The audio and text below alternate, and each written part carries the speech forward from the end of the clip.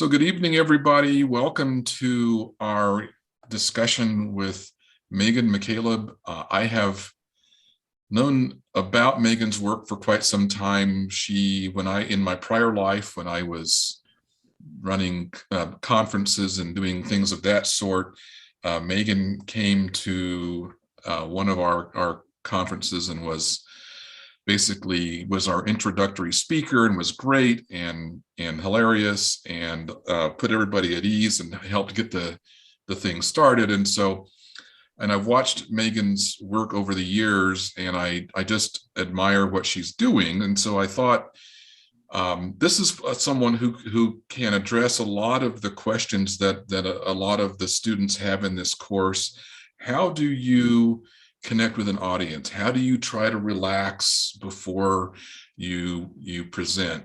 I'm sure that Megan is like I am. We've both done a lot of presentations. We still get the butterflies. We still, go back and critique our work and, or I could have done that better, that kind of thing. So Megan is in Boise. She does, and I'm going to have Megan, I'm going to have you go ahead and provide a longer intro, but she does basically teaches improv. She teaches about speaking and not just being funny, although she is funny, but speaking with a point and delivering a message. And so I'm just grateful that you could spend the time with us tonight, Megan, and I'm going to just ask you to fill in the blanks and tell us a little bit about how the heck you got to this place where you're doing this for a living. Yeah, awesome. Well, thank you for having me. Much appreciated. I love the work that I do. It is interesting to think about what got me to this point, because it was a kind of a long, sometimes accidental, and then transition to a very intentional process. But yes, I have been teaching improv skills primarily with their application in the workplace, in public speaking, in just general creativity. I also do coaching for people who are like in the professional development realm and they're feeling stuck in their careers. So I do a lot of really cool things. And I'm a comedian. I always want to preface whenever I'm a guest on things like this, I'm like, I'm not always funny on these Zooms. And I'm like, oh, should I have a stock joke that I just always say? But when I'm talking about the mechanics of the rules of comedy and why they're so helpful with connection, I just get like super geeked out on the concepts and the applications and not about delivering like I would be if I'm in a performance. So there's no guarantees that I will be very funny, haha, tonight. However, the tools are incredibly helpful. They help me in every facet of my life. And I've worked in a lot of different arenas over the years, in different corporate roles, in federal grant management, in cake decorating. I mean, I've had like a whole lot of weird jobs over the years, and wherever there's people, there's a need for connection. And wherever there's people, there's stories to be told. And communication is one of those things where even though I never am over the nerves, I work through them because of these tools. So that's a little snippet of me. I'm a single mom of 4 kids. I have 2 cats. I drive a Jeep. It's my favorite thing to do on the weekends is just go drive somewhere and be in nature. And yeah, so thank you for having me. I can't wait to unpack some tools for you all. So two things real quick. One is there's the worst thing I imagine about calling yourself a comedian is everyone's going to say, okay, be funny. That happens right? So often, and it makes me so mad. And I'm like, that's the worst. I know that's probably not the right reaction, but like when I used to travel a lot, pre-COVID days and whatever, I kind of stopped actually saying that because people are always like, tell me a joke. Or then people will start telling me, oh, you should tell a joke about this. And I'm like, well, no, you should, because I've never been a mail carrier, but if you have for 30 years, you could deliver that better than I can. So it does spur interesting conversation, but for me personally, sometimes I feel like I'm a phony or I'm a letdown because I'm not always just funny, haha. I am on stage because that's what I'm paid to do, is be funny when the time is ready for it. And the one thing that struck me, both in watching you in person and in watching some of your videos, is to a degree, would this be true that you're to a degree playing a character when you when you're, I mean, you're being yourself, but you're also, I know that you dress differently, and so you to a degree you're kind of playing a character. Would that be safe to say? Oh yeah, very much. In fact, that's one of the things that I learned from the rules of improv. And as I started really honing in on performance and seeing how those tools applied to everyday life, I was like, oh my gosh, all the world really is a stage and we are all these characters, right? And so having that be a tool of empowerment is huge and important for me. Like, as you were saying, my persona on stage, it's really pretty vulnerable and raw and real and me, but I have a certain way I like to be on stage. I'm usually wearing sequins. I usually have big crazy earrings. I'm sneakers, crazy tights, like as bold of fashion choices as possible. And I just like to grab the attention in every way possible. And it is almost like stepping into that character allows me to know that in that space, I'm safe and empowered to deliver whatever the message is I'm trying to deliver. Whereas I'm actually pretty introverted in general, and I'm not super comfortable being as like blah, unless it's in those safe spaces. So it would be safe to say if we ran into you at Albertsons, we wouldn't find you in fishnets and tennis shoes. Not usually. Yeah, But it's so maybe. funny. I'm like, you see all the celebrity posts when people are like, oh my gosh, what is so-and-so wearing, when they're wearing like sweats and a beanie and whatever. And I'm like, because they're human beings. So yeah, you'll see me I may be wearing sneakers because I wear a lot of sneakers, but definitely, yeah, no makeup, frumpy. I kind of like to hide a little bit, because especially having been born and raised in Boise, and I do like TV commercials, and I've done tons of different keynotes and corporate training. So it's not uncommon for people to recognize me, which I'm like, whatever, it's whatever. But then I like kind of want to hide a bit, because otherwise it just is, I don't know, it's just kind of a weird thing. Like, I don't always want to interact one-on-one, and I don't really want to be identified. So I definitely feel like I'm incognito when I'm not on. Is there a message or a lesson in the fact that you do adopt a certain persona for the students who are here, who are going to be giving live presentations that they don't want to have to give? Mhm. This is not a class that they would choose to take if it weren't for the fact that it's required. Right. Most of them anyway. Some of them would. Is there any sort of message from the fact that you sort of adopt a persona for these students? Yeah, take advantage of the opportunity to get creative. Like, I think about the types of things that I'm engaged by, things that I enjoy watching, the way people carry themselves, and honoring yourself for who you are. Like, you don't have to be like in love with presenting. And many people probably don't ever want to be on a stage or have anybody looking at them. And I have plenty of people in my world who help me behind the scenes. They're like, don't make me do that. No way. I'd rather do anything else on the planet. But when given the opportunity, an example would be one of my best friends, and she's actually kind of like my personal assistant too. She does a lot of my tech stuff and behind the scenes for my events. And she's actually come into my workshops because sometimes she still has to speak or present in her corporate job.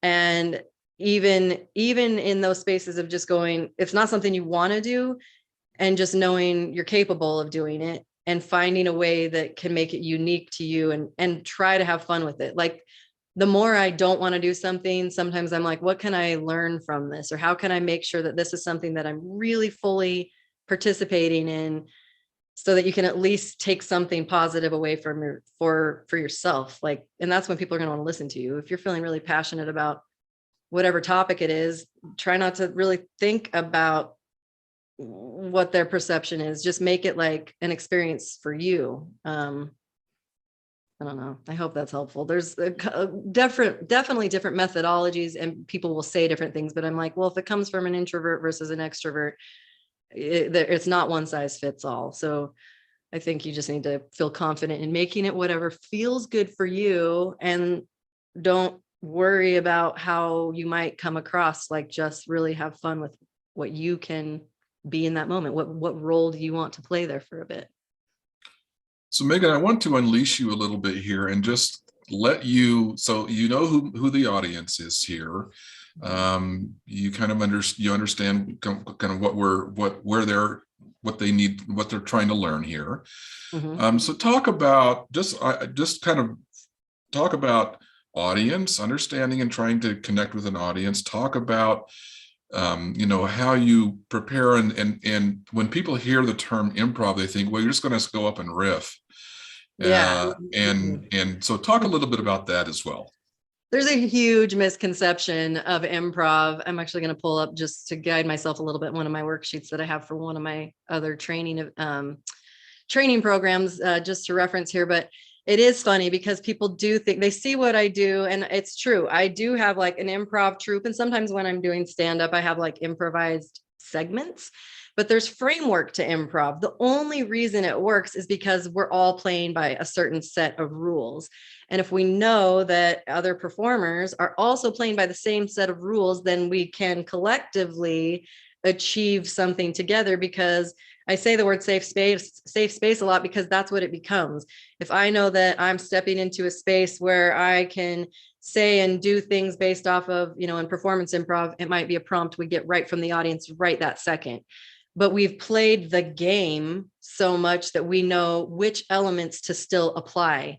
So true that some of the things are being made up on the spot, but we know a general framework with which to work so that we're not actually like flailing out there.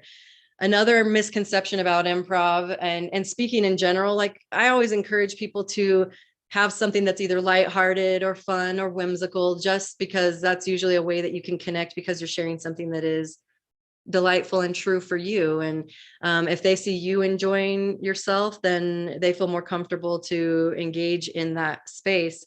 But improv is not really, the goal is not really to be funny. So that's one of the very first things we learn is we need to focus on the relationship, the connection, unfolding whatever the storyline is for our scene. And the audience becomes invested in what's happening between the characters. And then the funny comes when we are building something together, and then the twist comes, and then the funny haha comes, because we have found a place where we can connect. And when somebody can resonate with whatever was said, because it's a truth of something silly in humanity or whatever the thing is, we get there together. And so there's a big difference between people who just think that improv is hurrying up and racing to say the funniest thing, when really that forcing it actually becomes very uncomfortable for the audience, because they can see that you're trying too hard. And the same is true just in everyday life. Like people who are like trying to be funny or using sarcasm to try to like get a point across or whatever it is, you can kind of sense when people are kind of trying too hard instead of just keeping it very real. So when we're talking like connection to an audience, the couple of things that are the most helpful for me, well, there's a lot of them. We'll try to narrow it down to a couple of them here, and then we'll make sure we get some other questions in here. But like recognizing that the audience wants to hear what you're passionate about. If they see you're passionate, they're going to feel it. They're going to become invested. Knowing a couple of the rules of basically setting yourself up for success by breathing, practicing breathing and having a pause. Being like silence can feel incredibly uncomfortable on stage sometimes, but having an intentional pause can help people bring the focus in and make sure they're keeping up with whatever's being delivered. So just recognizing that like whatever you're delivering, if you really care about it, and I have no idea if they get to choose their own topics, Roger, or if they're being assigned something, that makes a huge difference. And I will admit, when I went to college, I hated when I was assigned a topic, because then I was researching and delivering something I did not care about, versus when I got to pick something for an impromptu speech and I picked Oreos because I love Oreos, it totally shifted the way that I could present. So I guess I should ask on that first. Do they get to pick their topics? So the good news is they have 3 different types of presentation coming up. They choose the topic for each one. Okay, that's great. Because what I've learned over the years is that you should spend as little time dabbling in things that you don't care about as possible. And people, an audience wants you to win. Like if you are watching each other, like we care more about what's going on in our own heads than the person on stage. And so remembering that too is like, nobody wants the speaker to get up and bomb. We want them, I mean, for the most part, maybe there's some people that are like, yes, I want them to fall and look like a fool.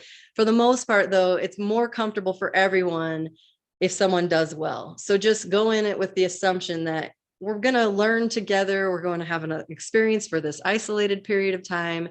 And they probably want you to win. So if you think about the audience as like cheerleaders that are here to be enhanced by something you're enthusiastic about, the connection can come a lot more naturally if you just present it with like the poise and confidence, even if you don't feel comfortable.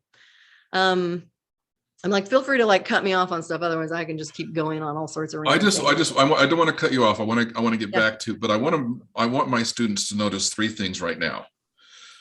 And I don't even know if these are conscious decisions on your part, but one, you've set up your camera so that you are looking into the camera. Your eyes are looking at me. They're not looking down at the screen. They're looking at, and so even though we are 280 miles apart, there is a connection here that you couldn't get if I were doing this, right? Yes. Yep. So one, two, you're using your hands. You're not stiff. You're being natural, right? Mm-hmm. And three, your voice is conversational. And I know that you do this when you're presenting, even if you're doing something more formal.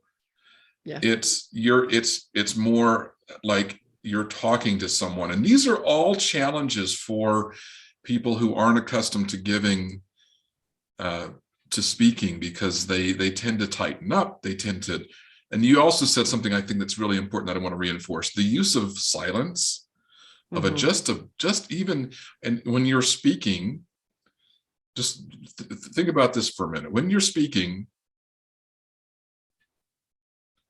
that was 3 seconds. It felt like 10.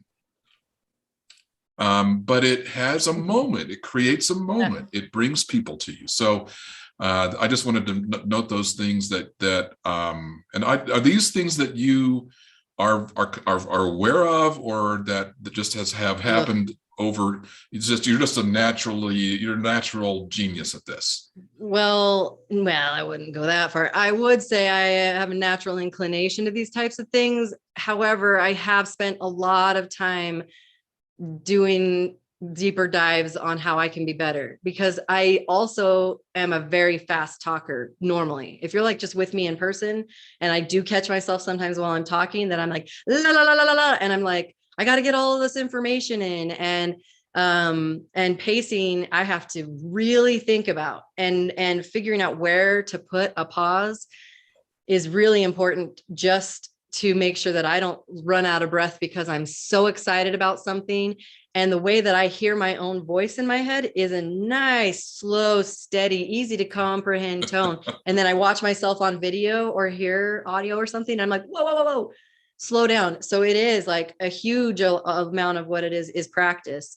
And the awareness and the willingness to go, oh, I could do that better. So recording yourself, watching it, again, just to see, watching people that you enjoy. There's certain, there's gobs of resources of things that you can watch, but a lot of those things that you said are really important. The eye contact, especially in the virtual space, making sure you're looking into the camera, even when I'm on stage and the spotlights are really bright and I can't even see the audience, I still focus on how do I at least give the illusion that I'm making eye contact, because when you're leaning in and it looks like you're giving that one-to-one connection, it will bring them into what is being said.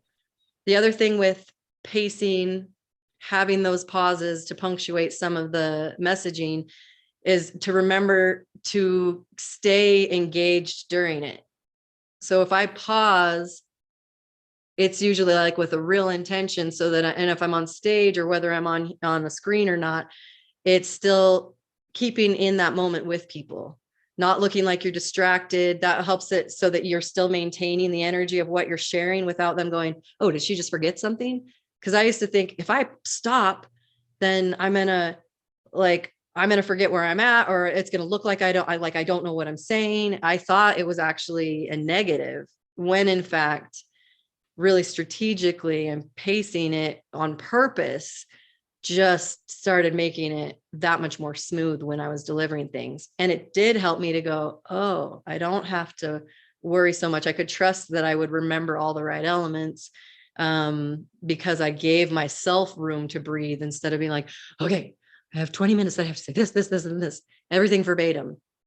So there's a lot of things, a lot of different layers, and certainly tons of practice. And as grueling and horrifying as it is to rewatch myself, I have to, in order to make sure that I am continuously excelling and being aware of little things that I could punch up that other people may not notice, but they'll know that they saw something good. They liked the presenting, whatever I presented, because I've done something to enhance my own deliverable. I force my students, or make it an assignment, to watch one of my TED Talks. Mm-hmm. And I make them do it because I nearly bombed. It was my first TED Talk. I had never done a TED Talk, and they're very structured. I had to read a whole book on how to do a TED Talk, right? Mm-hmm. And so at the beginning of the talk, and I like to speak, I like to do a lot of Q&A and be very extemporaneous when I speak. And this was not allowed. And so you can see at the beginning, I blanked. And I went, I don't know, it felt like 14 minutes, but it was probably 10 seconds, 7 seconds, where I kind of fumbled. But I want my students to see that, because also I was able to bring it back, and I got my rhythm, and I got into it, and it was okay.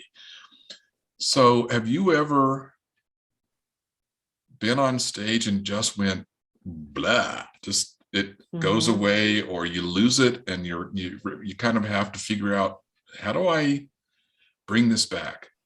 More often than I want to admit.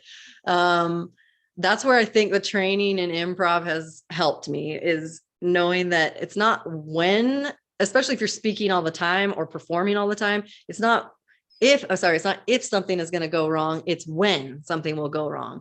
People never notice it. So far, I've never had someone like really go, oh my gosh, I saw when you derailed. Even when I come off and I'm like, oh my gosh, I did this wrong and this wrong and this wrong. I forgot that punchline to that joke or whatever. It happens most often when I'm doing stand-up, sometimes when I've done speeches, and just knowing that it's okay. Like, again, those pauses, like that 3-second pause feels long. If you had a 7 to 10 second pause on stage, that feels like an eternity. But still carrying yourself in a way that you collect yourself. You have to just allow it. People won't start panicking unless it becomes a really long amount of time. If you kind of still move a little bit, look thoughtful, take a nice deep breath. And a lot of times my speeches have ended up going a little different direction than I thought. Or a different story will come up, because sometimes I just have to go with it. A couple of the rules, if I can throw them in right now, a couple of the rules in improv that are very helpful for me, in having grace with myself, is that I learned early on, they say no judgment at all allowed here, which is pretty easy to say when you're in like play pretend space with a bunch of people and you're just goofing around. In practicality, never judging is impossible. So when I train in improv, especially in the workplace and just in mindset, I call it suspending judgment. So when I notice that something negative is creeping in, I can acknowledge it and see like, oh, what's happening here, and decide like, what do I want to do with the information that's happening? Like, what am I observing, or what am I feeling? And becoming able to like acknowledge what's happening right in the moment, and deciding where to go from there. So there's the suspension of judgment. It makes me go, okay, I'm going to probably live through this no matter what happens. And so whatever, it'll be a learning experience. And I try not to start tripping up and going, oh my gosh, I'm bombing. Because when I started stand up, especially, if I messed up a joke right mid joke, I would derail and I'd be like, oh crap. And then I would start justifying it in front of the audience and I would start apologizing for it, which is a huge no-no. Like, even if you get derailed, you can shift direction without taking away your own credibility. So if you can suspend your judgment of something when it's going wrong, you will be way more in a position to navigate out of a hiccup than not like then panicking and going, ooh, what do I do next? And that judgment, then like everybody will collectively feel it. And I know I saw a question there, so I'll get to that in just one moment. Another rule that goes in companionship with that is full participation. Initially, when I learned it, it was be present in the moment, be present in the moment. And we hear that all the time. It's very catchy these days. People saying be present in the moment, but that feels a little too passive to me. So my rule adaptation is participate fully. Whenever I'm doing anything, I try to minimize my distractions of the things so I can be part of that moment, not only hearing and listening and feeling the vibe of the room I'm in and like being present and collecting that information, but engaging, participating, recognizing that this is my opportunity to share an opinion or try something new that I have never tried before, and merging those, the suspension of judgment with like an ability and a willingness to really participate in the moment. Then if something doesn't go well, you can own it and go, whew, I didn't like that part. Now I can improve because I have participated. The passive version of just being present, if something goes wrong, then you start blaming the other things. Oh, that joke didn't hit because that audience didn't get it. Or that story didn't land in that corporate speech because they just, whatever. We start blaming other people instead of going, now I have an opportunity to do better because I chose to say or do that thing. And now I have more information from myself. And then the third thing that pulls it all together is the core of improv, which is yes, and. That's often in improv, people teach it as yes means we agree with everything that's going on. And in the scenes, it's very easy. Again, when you're in playtime, yes. Oh, your pants are on fire. Like you can get into the crazy space because it's all made up. So yes, for agreement works very well in playland. In everyday life, yes has to be used as an acceptance and an acknowledgement tool, not an agreement. The reason this is so important is because we often don't agree with other people. We often don't like a certain task we have at work. We don't like the health issue now we have to deal with. Whatever the thing is, if we can use yes to go, oh, I'm going to acknowledge that that's a thing. I need to accept and acknowledge that that opinion is real, that that sushi was disgusting, that whatever the thing is, accept and acknowledge that it's a thing, and requires us to do something with that thing instead of staying stagnant. Why that's so important with these other rules of suspending our judgment, participating fully in our life and our experiences, and using that yes and mindset keeps me in like this ready position all the time. So then when something does go awry, or sometimes if things go amazing, whatever the thing is, using yes helps me go, oh, that's okay. That's where we're at. And here's how I can contribute to the next thing. Or yes, my microphone just went out right before my punchline. And I can either be freaked out about it, or I can catch my breath and then make that into another joke and acknowledge what went wrong. If you ignore the things that go wrong or that you don't agree with, it just makes things uncomfortable and doesn't allow for that connection too. So hearing like a differing opinion, if you say, yes, I hear your opinion, and you acknowledge it, then someone goes, oh, instead of immediately meeting it with why you have a different opinion. So those are the three main core like principles that obviously I expand a lot more with different exercises and things, but those tools help me all day, every day. And particularly when I'm doing my job, is helping people see that like these tools help us to just very much elevate our self-awareness, what's going on in here, and how to be in more control of how we act and behave and react when things are not always in our control. Maybe I'll pause there. I know I saw a question in there about something about stand up. Let me open my chat. What made me want to do stand up and improv? You know, that's a great question, because both of those were by accident. My older brother invited me to do improv in my early 20s, and I had no idea what it was, even though I'd been in theater and all sorts of things in high school, and somehow I never learned improv. And so I went to join a local improv troupe with my older brother and a group of other crazy adults, and had this really fun, healthy outlet while I was a bank manager at the time. And that's where the magic started to happen. I was like, oh my gosh, I thought it was just going to be this fun, playful space. And it started to change the way I was doing business. And I was like, oh, this is good. And then stand-up came a few years later, also not by choice. I was watching some friends do stand-up at a local pub that used to be on Eagle Road here in Boise. And my friend who was hosting called me up as the next comedian. And I just told some random story about my latest travel adventure for my day job at the time. And I had 3 minutes and got a couple courtesy laughs. And I was like, oh, this is interesting. So I just kind of dove in and thought it would be really fun. I want to have you expand on one of the things you said. Okay. Because I think it's particularly relevant to these students. A lot of times students do pick challenging, personal, deeply intimate topics to talk about, and sometimes they will sort of apologize for having done that, or they start speaking too quickly and they apologize and realize it. And you said don't apologize, and I want you to expand on what you meant by that. Why not? And what does that do with an audience when you go there?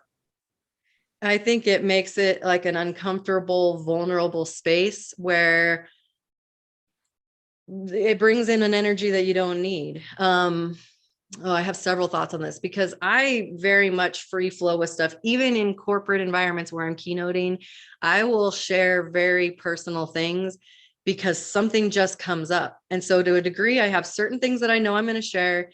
And I have a couple stories in mind that I just see where it goes.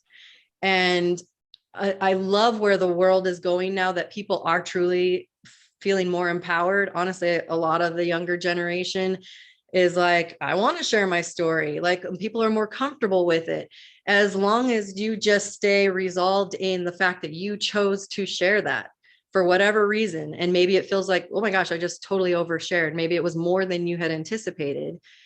Trust that your willingness to be vulnerable will benefit someone else.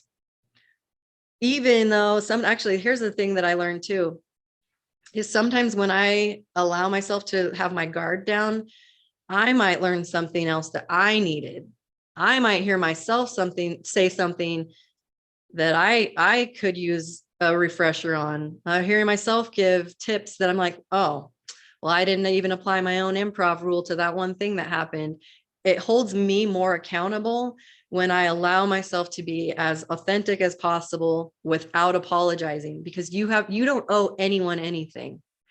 If you have an opportunity to speak, I think it's really important to recognize that privilege, that honor, kind of that responsibility to go, people are going to listen. People are here to listen to me, whether they have to because it's a class or whatever the case is. But don't take for granted that opportunity to share whatever comes out of your mouth. It's when that justification comes, or having to explain it, or if you apologize, it kind of minimizes what your message was.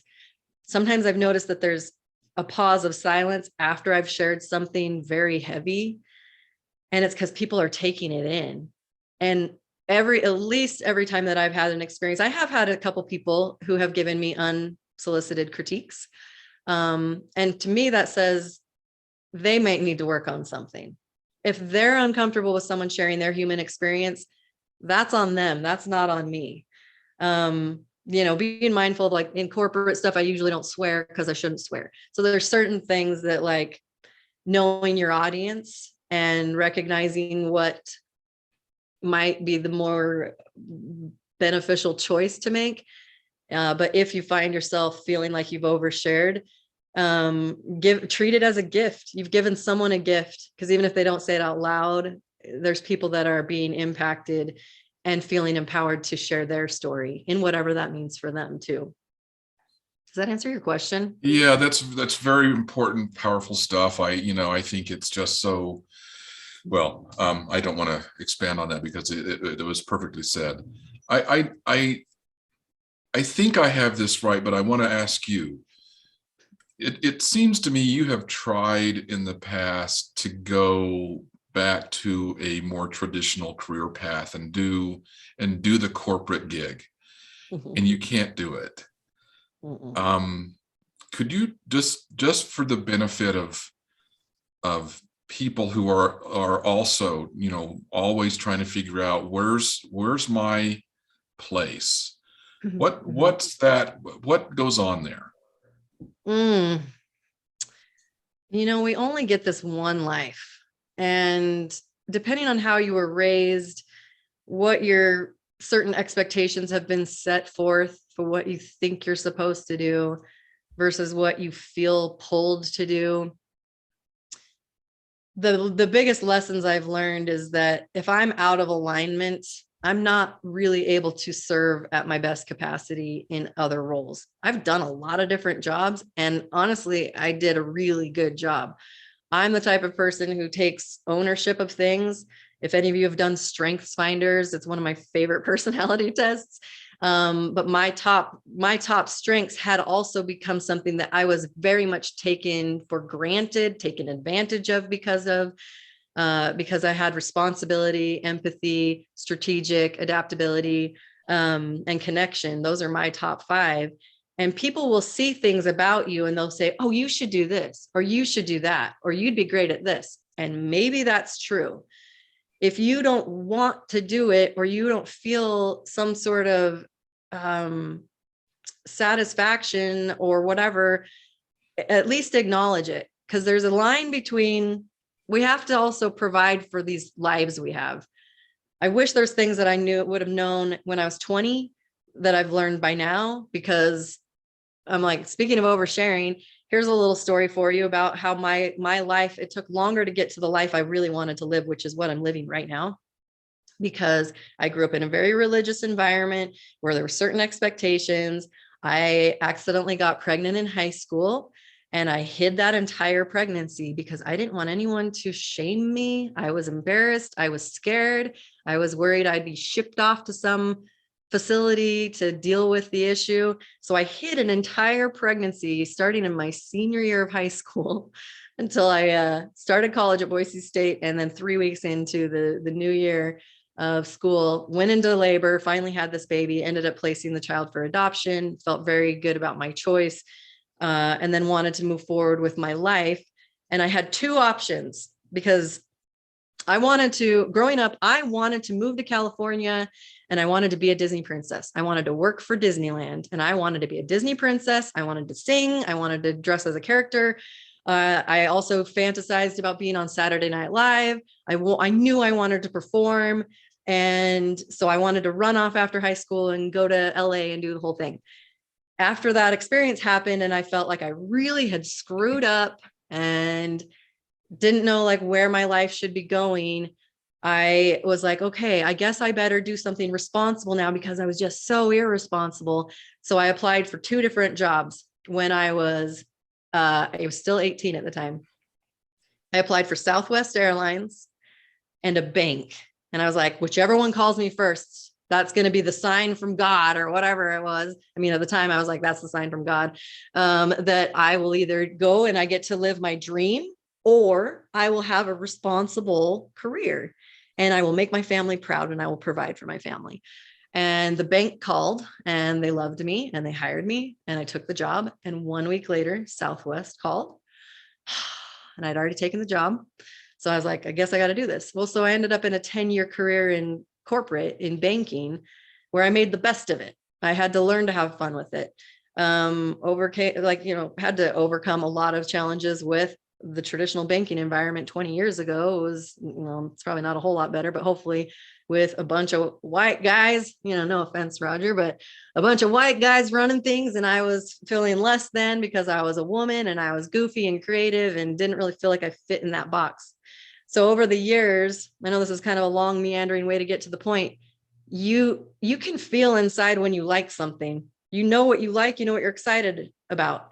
So there's no shame or guilt or terrible things if you need to have a job to sustain life, because we have life. We have cars, we have movies and concerts we want to go to. We have mortgages. In my case, I have 4 kids and no child support to fall back on. I'm like, you got to do the things, right?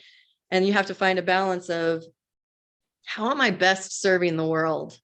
What am I going to deliver that I feel really good about? Which job can I have that sustains my lifestyle, but that does not drain my soul every day?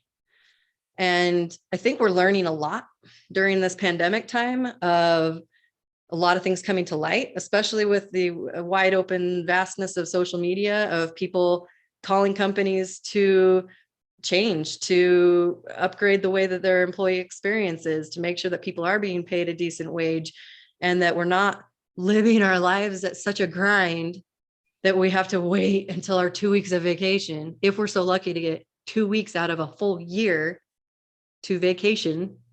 So it's like, it took me a long time and a lot of trial and error to go, okay, well, I can see how my skills are used here. And I had top performing branches of banks time and time again, even though I hated banking, because I would make the best of it, but it was draining my soul. And then anytime I got into another job, I'd be like, oh, yeah, this is still out of alignment, because ever since I was a kid, I wanted to talk and have people listen. This is what I wanted to do.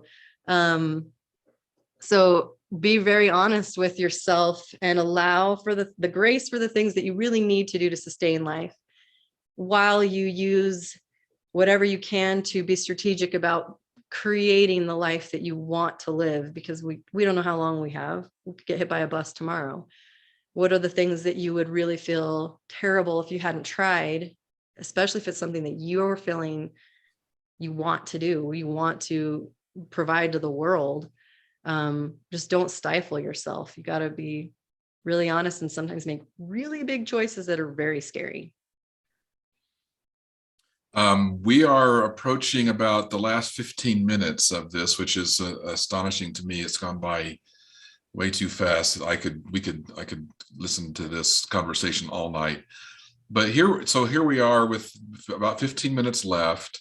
One, I want to mention to the students, if any of you have any additional question, put them in the chat area and Megan will respond to those.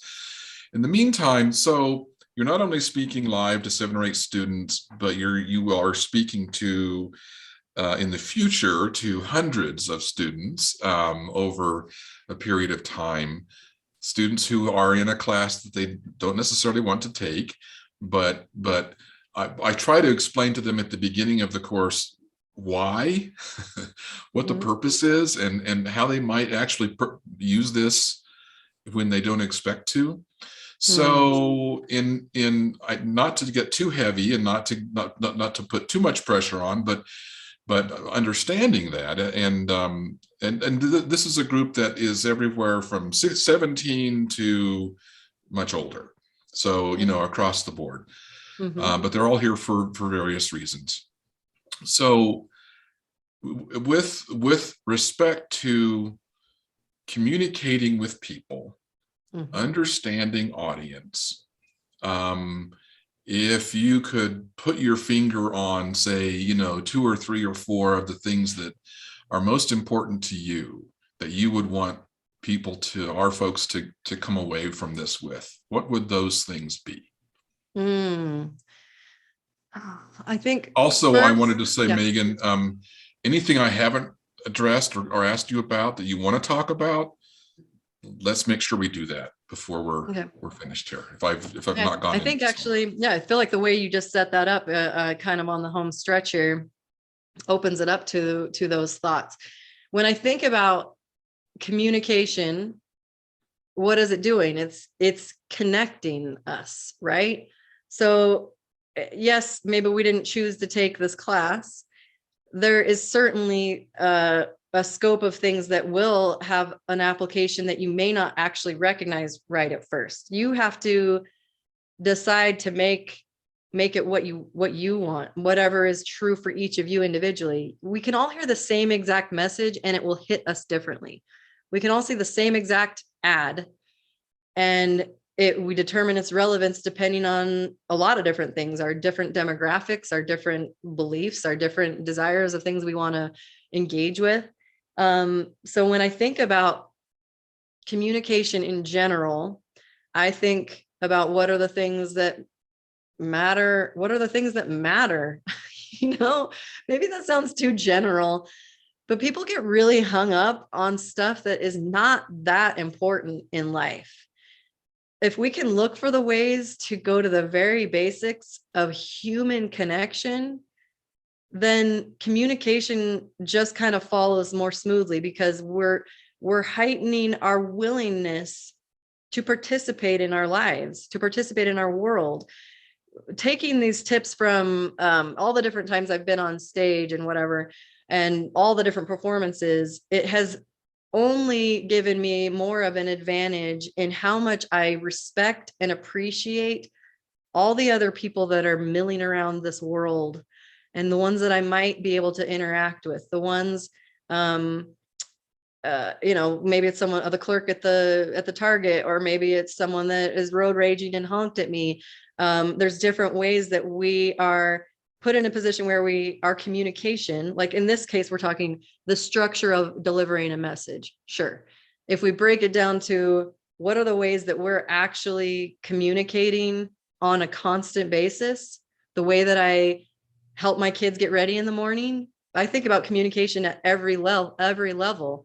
The performance, we talked about at the beginning, my character on stage is this one persona that I take my own lessons to apply whenever possible into my everyday life, because ultimately our ability to relay a message appropriately comes in how aware we are with the way we're saying it.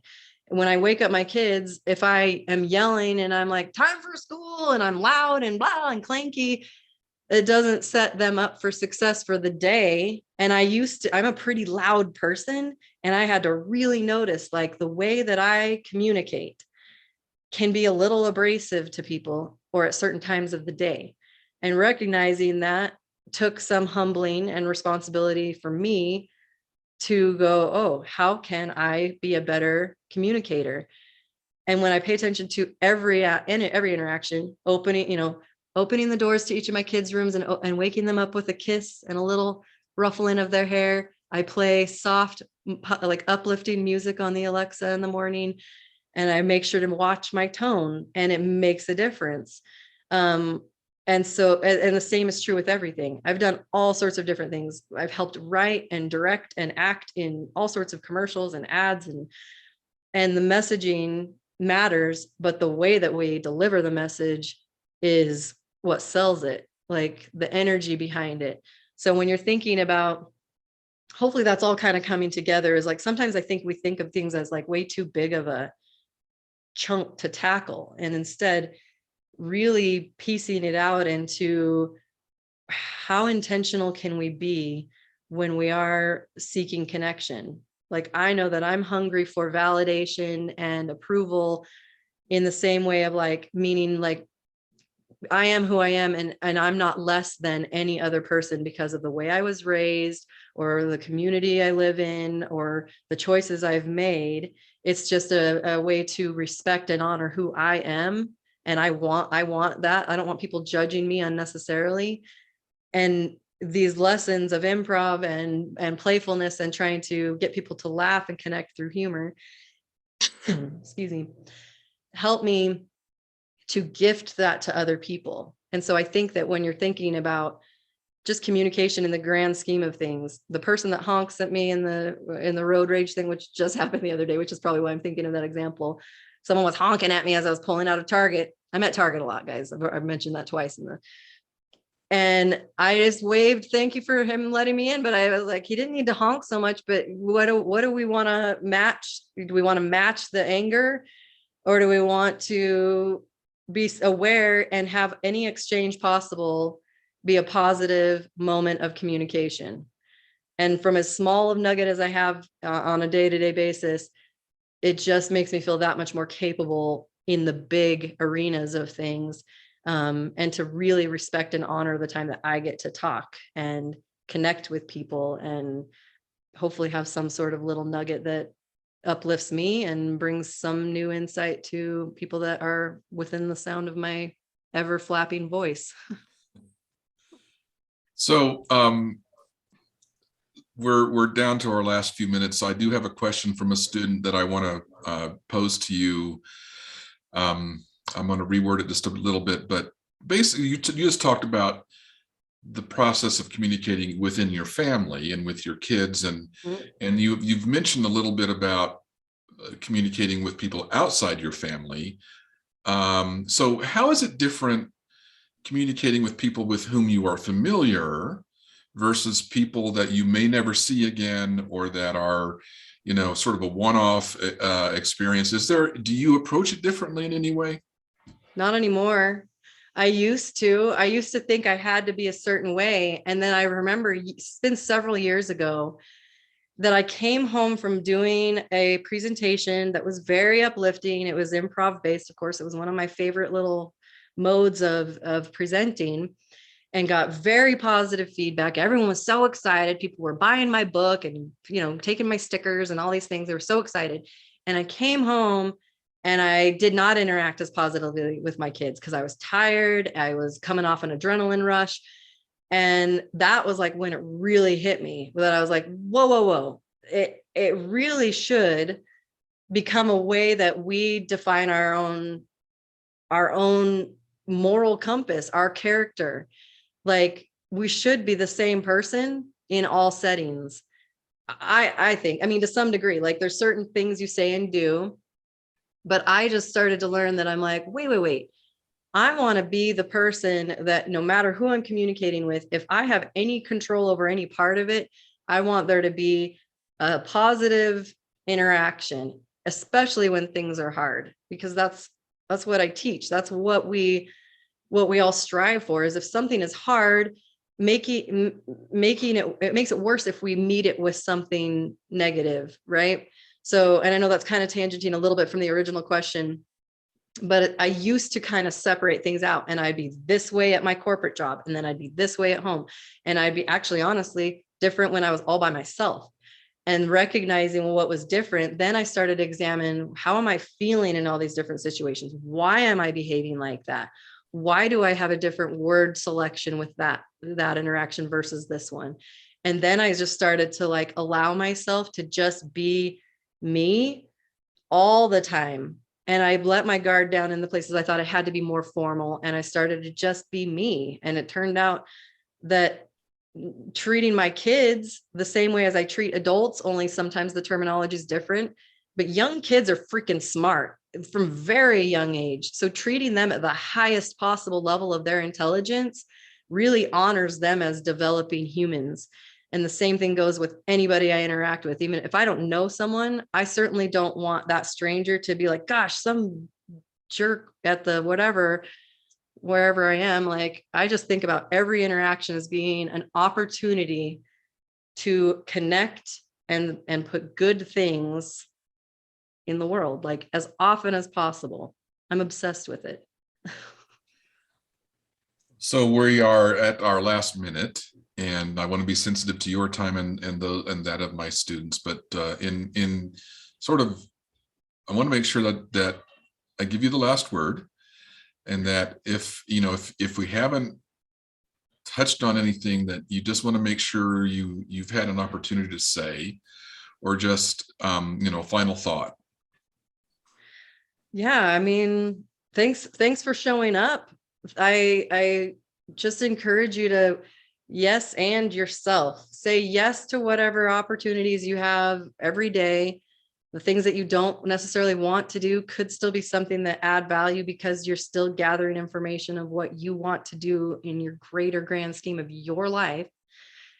Look for ways to say yes to yourself, to honor yourself, and to acknowledge things so you can move through life with a little more of a fluid vibe. Just I don't know. I just see every opportunity really as something to collect new data of how I want to refine my own existence. So especially if there's something that is maybe not your favorite thing, be honest with yourself about why it is and look for ways to really take something of value that will make it worth your while. Just try to have fun with it. It probably sounds a little cliche, but life is just way too short and unpredictable to get wrapped up in stuff in a negative space too long.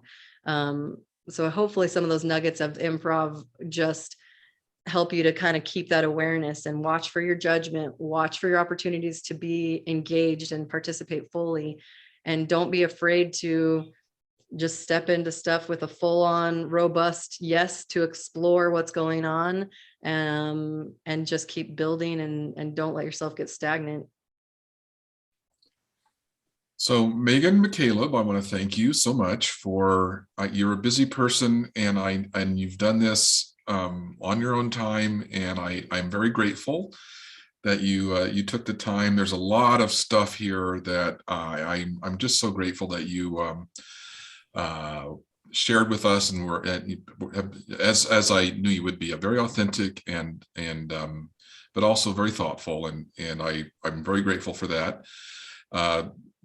For students who are here this evening, and for those who are watching this later, this is something you need to pay attention to. There's a lot of stuff that goes beyond just kind of the techniques of speaking, right? And that's the thing here, is that it's more than just raw technique, and it goes well beyond that. So Megan, thank you so much. And I encourage folks to look Megan up, particularly if you're in Boise and you're looking for, I know you're still performing from time to time, and go to Megan's website and pay attention to what she's up to, and hope we can do this again. Yeah, thanks for having me. Thanks, Megan.